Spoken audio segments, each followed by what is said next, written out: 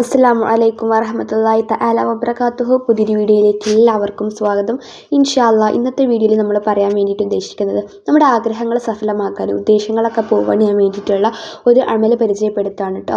നമ്മൾ വെള്ളിയാഴ്ചയാണ് ഈ ഒരു അമൽ ചെയ്യേണ്ടത്. അപ്പോൾ എന്താണ് ഞാൻ ഈ വീഡിയോ ഇന്ന് തന്നെ ചെയ്യാൻ കാരണം എന്ന് വെച്ചാൽ നാളെ വെള്ളിയാഴ്ചയാണല്ലോ. അപ്പോൾ ഒരുപാട് പേർക്ക് യൂസ്ഫുൾ ആകും. അപ്പോൾ നാളെ തന്നെ ഒരുപാട് പേര് ചെയ്യും എന്ന് വിചാരിച്ചിട്ട് തന്നെയാണ് ഞാൻ ഇന്ന് ഈ ഒരു വീഡിയോ ഇടുന്നത് ഇൻഷാ അല്ലാഹ്.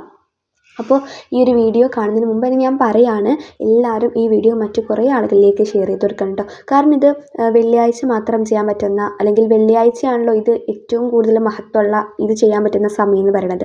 അപ്പോൾ ഈ ഒരു വെള്ളിയാഴ്ച ദിവസം നാളെ അവർ ചെയ്യാൻ വേണമെന്നുണ്ടെങ്കിൽ നിങ്ങൾ ഇന്ന് തന്നെ അവർക്ക് അറിയിച്ചു കൊടുക്കണം. അപ്പോഴാണത് അവരിതിനെക്കുറിച്ച് അറിഞ്ഞത് ചെയ്യുള്ളൂ. അപ്പോൾ നിങ്ങൾ ഒരുപാട് പേർക്ക് ഈ ഒരു നിങ്ങളെക്കൊണ്ട് കഴിയുന്ന ആളുകൾക്കൊക്കെ ഈ ഒരു വീഡിയോ സെൻഡ് ചെയ്ത് കൊടുക്കും.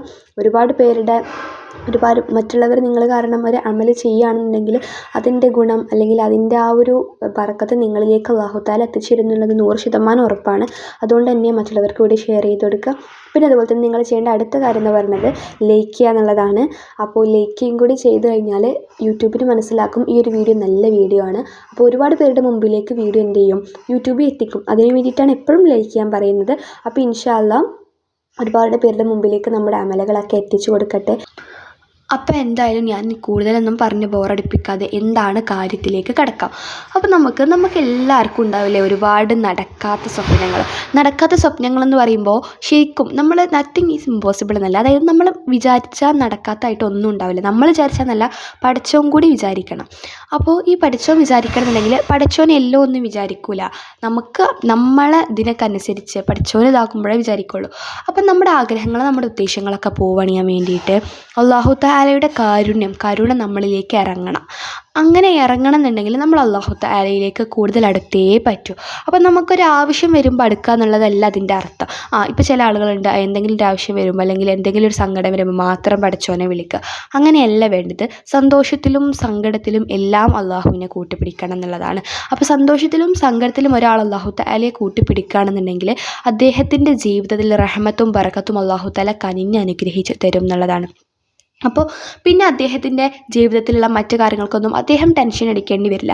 എല്ലാ കാര്യങ്ങളും അല്ലാഹു ഭംഗിയായിട്ട് നിറവേറ്റി തരും ചെയ്യും.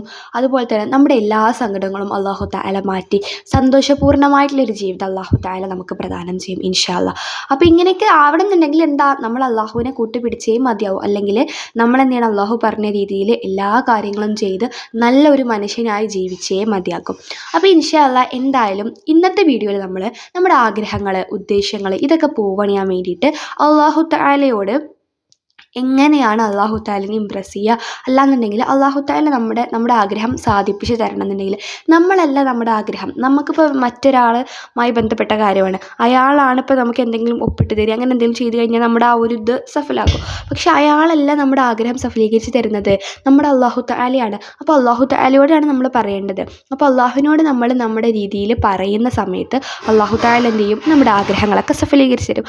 അപ്പോൾ ഇന്ന് വെള്ളിയാഴ്ച ദിവസം നിങ്ങൾക്ക് നാരിയത്ത് സ്വലാത്ത് എന്ന് കേട്ടിട്ടില്ലേ നിങ്ങൾ? ഈ നാരിയത്ത് സ്വലാത്ത് എന്ന് പറഞ്ഞാൽ ഭയങ്കര മഹത്വമുള്ളൊരു സ്വലാത്താണ്. അപ്പോൾ ഈ ഒരു സ്വലാത്ത് കൊണ്ട് ഒരുപാട് ഗുണഫലങ്ങളുണ്ട്. അപ്പോൾ അത് വെച്ചിട്ടാണ് നമ്മളിന്ന് ചെയ്യാൻ വേണ്ടിയിട്ട് പോകുന്നത്. ഞാൻ പറഞ്ഞിട്ടുണ്ടല്ലോ, അല്ലാഹു തആല എന്തൊക്കെ ബുദ്ധിമുട്ട് ഈ ലോകത്തേക്ക് ഇറക്കിയിട്ടുണ്ടെന്നുണ്ടെങ്കിൽ അതിനൊക്കെ പരിഹാരം കൊണ്ടാണ് ഇങ്ങോട്ട് വിട്ടിട്ടുള്ളത്. അത് അറിയുന്നവർ അല്ലെങ്കിൽ മനസ്സിലാക്കുന്നവർ അത് ചെയ്തിട്ട് രക്ഷപ്പെടും. ഇനി ചിലരത് കണ്ടിട്ടും കണ്ടില്ല എന്ന് നടിക്കും. ഇനി ചില ആളുകൾക്ക് അത് പോലും ഉണ്ടാവില്ല. അങ്ങനെ അറിയാത്തവർക്കൊക്കെ നിങ്ങൾ വീഡിയോ ഷെയർ ചെയ്ത് കൊടുക്കുക. അപ്പോൾ എന്തായാലും നമ്മൾ അറിയുന്നവരാണ് അല്ലേ. എല്ലാം ഒന്നും അറിയില്ലെങ്കിലും ഏകദേശം നമുക്ക് വേണ്ട കാര്യങ്ങൾ, നമുക്ക് ആവശ്യമായിട്ടുള്ള നമ്മുടെ ജീവിതത്തിൽ ആവശ്യമായിട്ടുള്ള കാര്യങ്ങളൊക്കെ നമുക്കറിയാമല്ലോ ഇൻഷാ അല്ലാഹ് അൽഹംദുലില്ലാ. അപ്പോൾ അങ്ങനെ നമുക്ക് അല്ലാഹു തആല നമ്മളത് അറിയിച്ച് തന്നിട്ടുണ്ട്. ഇനി നമുക്ക് ആകെ ഒരേ ഒരു കാര്യം മാത്രമേ ഉള്ളൂ. അല്ലാഹു തആല നമ്മളെന്ത് ചെയ്താലും ആത്മാർത്ഥമായിട്ട് എന്ത് ചെയ്താലും അത് സ്വീകരിക്കാൻ വേണ്ടിയിട്ട് അല്ലാഹുവിന് ഒരുപാട് സന്തോഷമേ ഉള്ളൂ. അങ്ങനെ നമുക്ക് അല്ലാഹു തആല എല്ലാം ചെയ്ത് തന്നിട്ടുണ്ട്, എല്ലാ വിധ സൗകര്യങ്ങളും തന്നിട്ടുണ്ട്. നമ്മളത് ജസ്റ്റ് ചെയ്താൽ മാത്രം മതി.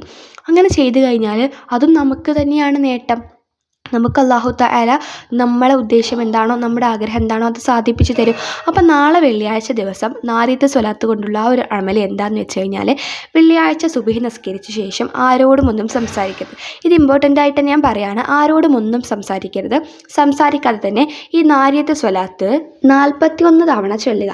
41 തവണ എന്ന് പറയുമ്പോൾ നമുക്ക് കുറച്ച് സമയം മതിയാകും. ഒരു 10 മിനിറ്റോ 15 മിനിറ്റോ 20 മിനിറ്റ്, എന്തായാലും അരമണിക്കൂറിനുള്ളിൽ നമ്മൾ പ്രാർത്ഥനയും കാര്യങ്ങളൊക്കെ കഴിയും. അപ്പോൾ സുബഹി നിസ്കരിച്ച ശേഷം ആരോടും സംസാരിക്കാതെ 41 തവണ നാരിയത്ത് സ്വലാത്ത് നല്ല രീതിയിൽ ആത്മാർത്ഥതയോടെ വിശ്വാസത്തോടു കൂടി ചെയ്യുക. നാരിയത്ത് സ്വലാത്ത് ഞാൻ ഇവിടെ കൊടുക്കാം. അപ്പോൾ ദേ ഇതാണ് നാരിയത്ത് സ്വലാത്ത് എന്ന് പറയുന്നത്. നമുക്ക് എല്ലാവർക്കും അറിയാമല്ലോ, അല്ലാഹുമ്മ സ്വല്ലി സ്വലാത്തൻ കാമിലത്ത് എന്ന് പറഞ്ഞിട്ട്. അപ്പോൾ നമ്മളെല്ലാവരും എപ്പോഴും നമ്മൾ മറ്റു മദ്രസകളിലേക്കോ മറ്റ് ലോകത്തേക്കൊക്കെ വേദന സ്വലാത്തിനൊക്കെ പോകുമ്പോൾ നമ്മൾ എപ്പോഴും ചൊല്ലുന്നതാണ് ഈ നാരിയത്ത് സ്വലാത്ത് എന്ന് പറയുന്നത്. പക്ഷേ എല്ലാവർക്കും അതിൻ്റെ മഹത്വം അറിയില്ല എന്ന് മാത്രം.